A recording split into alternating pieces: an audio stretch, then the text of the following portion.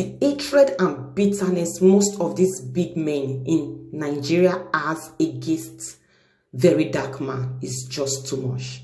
The issue on ground is whether Bobrisky went to Kirikiri or he went to a special apartment. That is the question that we Nigerians, we are craving to have the answer, because most of us, we are not lawyers. We don't even know what defamation is. And Verydarkman also released another video saying his intention was never to defame anyone. But because of the hatred and bitterness most of you has against him, because he has spoken, you are all playing to the direction of defamation. Nevertheless, we are solidly behind Verydarkman. That voice cannot be silent. No, we need such a voice in Nigeria. My people, please watch this video and see the bitterness and hatred coming out.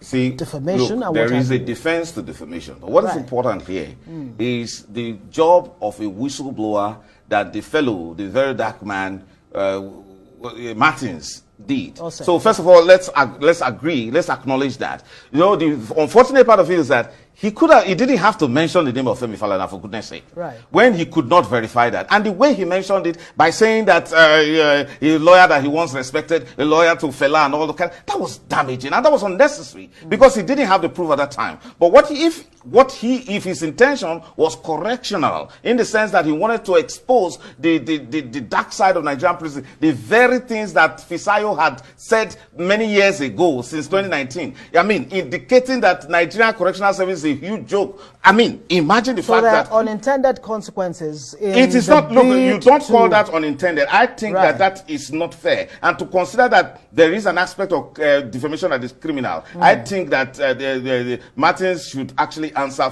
to that. He could have simply said a certain prominent lawyer and not make unfortunate and unfounded allegations, especially when Mr. Femi Falana SAN has now said he has never had such kind of a conversation. And you need to know the personality of the Falana that we're talking about. For goodness sake, how much is involved? And then you need to also look at the fact that you are talking about prerogative of mercy. Do you think it just happens because a lawyer applies? You forget that there is a committee that is set up that makes a recommendation to either the governor or the president. So this whole joke, but it's wrong. And again, come back, and I don't want to forget about this. Under the administration of this Comptroller General, between 2021 and 2024, we've had not less than 8 prison breaks, and with 4,000 inmates, most of them who are Boko Haram terrorists, and they're fleeing, escaping. So we have this kind of inefficiency in treating our inmates, and something fundamental needs to be done. So the minister needs to go beyond this idea of suspending some 2 persons who are just carrying out a norm in the Nigerian Correctional Service, and then go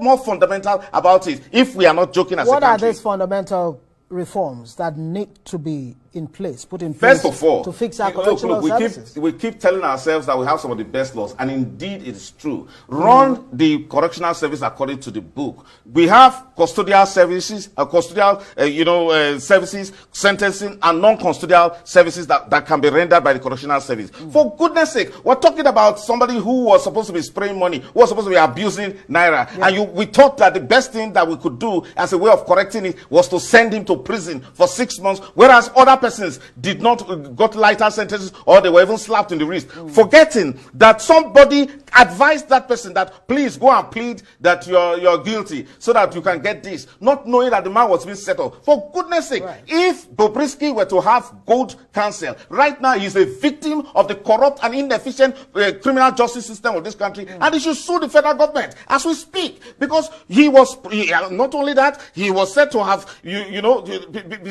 solicitation to him that he should bring money so that a certain charge be dropped.